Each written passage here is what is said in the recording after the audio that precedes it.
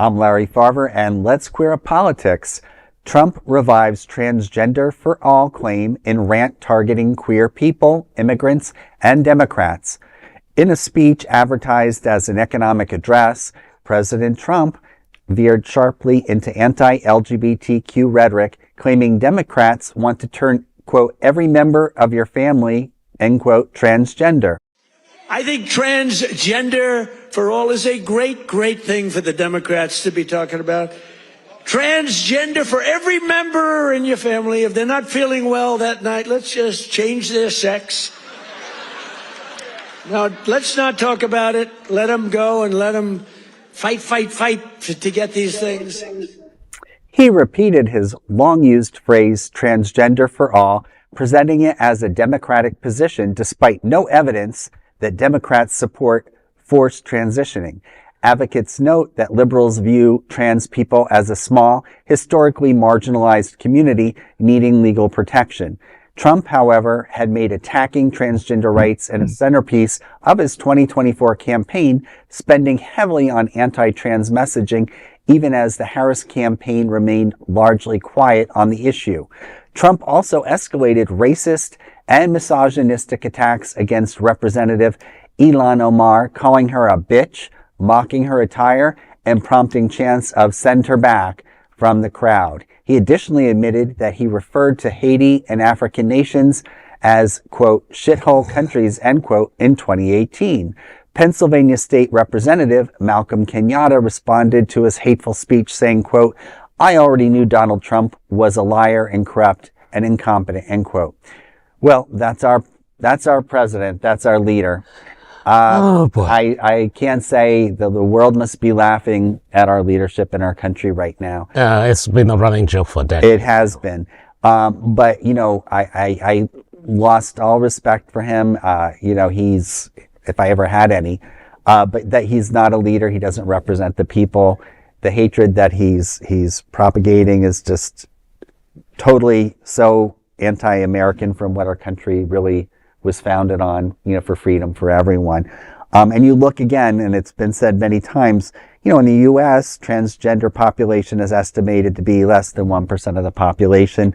And the figures that I got, although I saw some variables, was that globally, you know, probably, you know, less than maybe 3 million. So you have to look at, here we have somebody who probably was, depending on what circles you look at, a very successful business person in spite of his bankruptcies and felonies.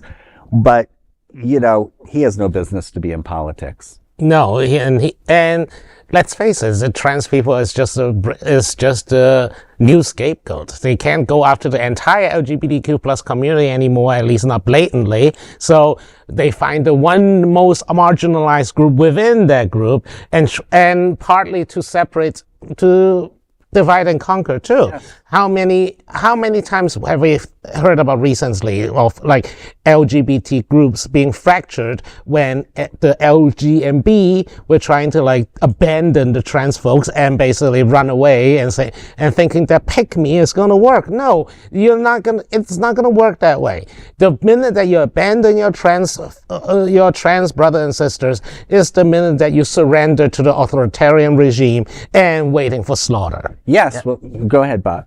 I think there's a couple things. One, like, I do think the average viewer listening to Trump just then understand that he does not seriously believe the Democratic Party has that position, and he was just shit talking and joking as he does. I do think that, but that does not mean he has not waged a war in his second term against trans people.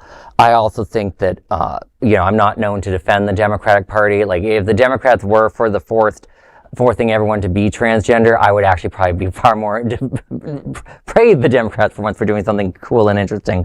But I think the most disturbing thing is calling Congresswoman Omar a bitch. Like, his just hatred towards a black Muslim woman who has done a lot on, whether we're talking about Gaza, whether we're talking about humanitarian aid in general, whether we're talking about Medicare, Medicaid, healthcare. She's been a huge progressive advocate on so many issues.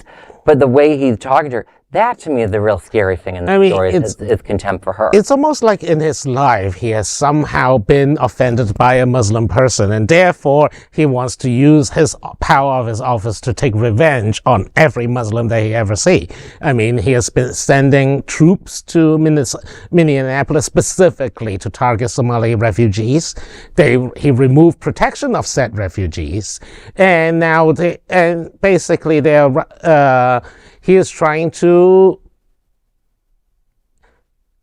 get rid of people who don't think or look like him.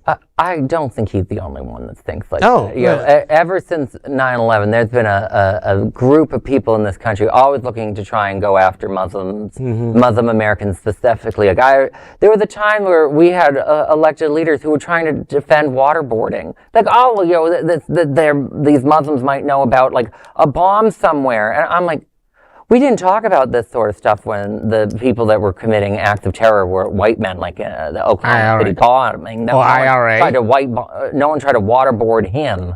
You know, it's very clear. Like, Trump is a man of his times, quite frankly, a time of the past, I might also add. And just the other thing with that video watching, he is a shadow of his former self. He does not look healthy. He looks melting.